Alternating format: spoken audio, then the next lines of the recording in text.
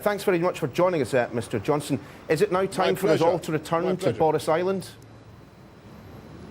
Well, yeah, I think we will ultimately get back to that solution or one like it. Yes, I think that's inevitably going to come back on the table. I think what people will say tonight is that the government's indecision, as it were, is all part of a kind of fudge to get beyond the mayoral elections next year and then to have another go. I have to tell you, I think it's much more important, much more significant than that. I think the difficulties of building a third runway at Heathrow Airport are really becoming very, very obvious to everybody. It's not just the air pollution, it's not just the noise pollution, catastrophic though that would be. The real problem is it's so short term. It's so pathetically unambitious for a country like Britain that actually needs a 4-runway, 5-runway hub airport if we're going to compete in the long term. And that's why I think your initial question was well posed. Mr. Johnson, I mean, what then was the point of the Davies Commission? I mean, David Cameron said back in 2009, no third runway at Heathrow. You know, politics sometimes changes a man. Let's say that. He was in government for a while, launched this commission. It published its recommendations. Why have they not been acted upon? Well, I think the point of the Davies Commission, and you ask a very good question, was really to satisfy the Treasury and the Department of Transport, the great mass of British civil servants who for a long time, and the CBI and others, who for a long time had been campaigning to revive the old idea of a third runway at Heathrow, and to give the government the excuse to go ahead and for the Prime Minister to break his promise. And that was the objective, to get a pretext for a U-turn, to get camouflage for a political U-turn. I think what's happened in the last few weeks and months is it really has become obvious to everybody involved with the issue that it is really much more complicated than the Howard Davies report made clear. The air pollution issues are very, very serious indeed. The noise pollution issues are basically insoluble if you're going to have planes flying over the whole of London to get to the airport. And then, as I say, there's this basic knockout problem that because of the constraints of the site, you can't deliver the long-term capacity that London and this country needs. I think one of the most tragic things is the confusion of people in cities around the UK who are waking up to the realization that they will not actually get those extra communications into Heathrow, those extra slots that they thought they would as a result of getting a third runway. And indeed, a third runway does not even give you a huge number of extra slots, extra destinations around the world. Just because of the constraints of that site. I'm going to interrupt you here. I'm going to interrupt you here and ask, how much of this is about pure politics, about the man who may well succeed you at City Hall, Zach Goldsmith? You know, a few days ago he said if there was a legitimate reason put forward to put a pause on this decision, I would not have to resign from my position. It does look as if, behind the scenes, there has been some pressure exerted, perhaps by individuals including yourself.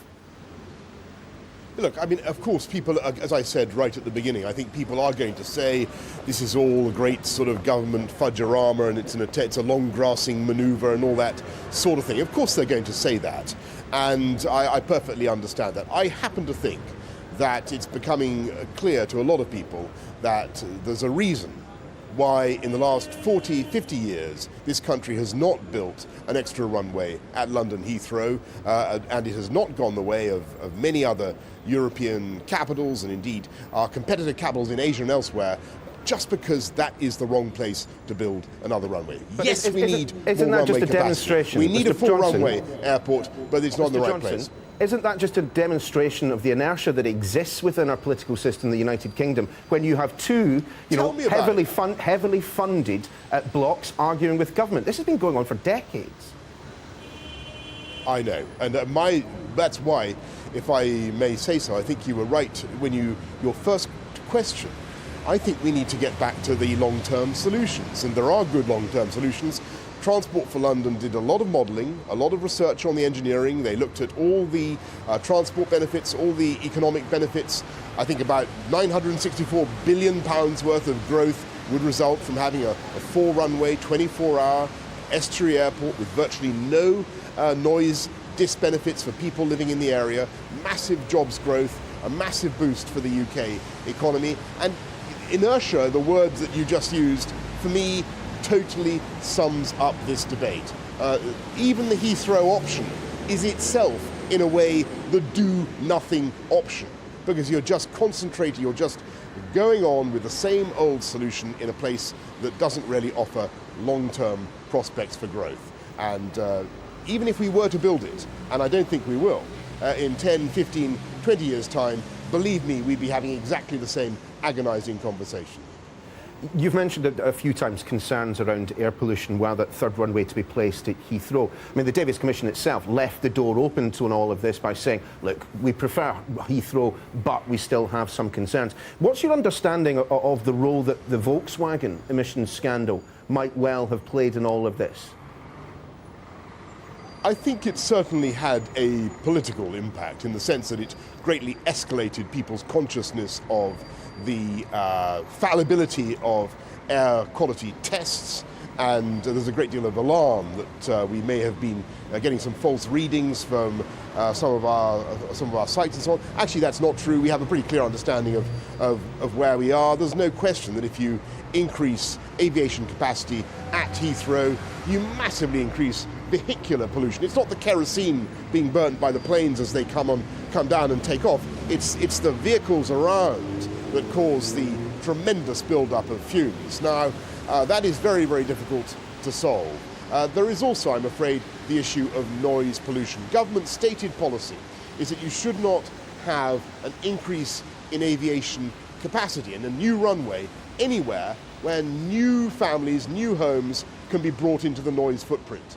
A third runway at Heathrow would bring another 300,000 people into that noise footprint, that noise envelope. That's completely unacceptable. There's no mayor in the world, there's no democracy in the world that would allow that to happen. There's no other city that's contemplating something of that kind, and there's a good reason for that. Mr. Johnson, in terms of where we go next from all of this, I mean, well, first of all, were you in any way narked that you weren't invited into number 10 for that meeting with the Prime Minister and Cabinet colleagues? I mean, second, do you think there should be a vote in the House? Well, I mean, on the first point, I would just remind you that I, along with, I think, virtually every other affected member of the government, I'm not actually a member of the government, but I think, you know, Philip Hammond and Theresa May and everybody else who's got a constituency who was affected by the decision was specifically excluded from those meetings. So there's no problem there, no skin off my nose there.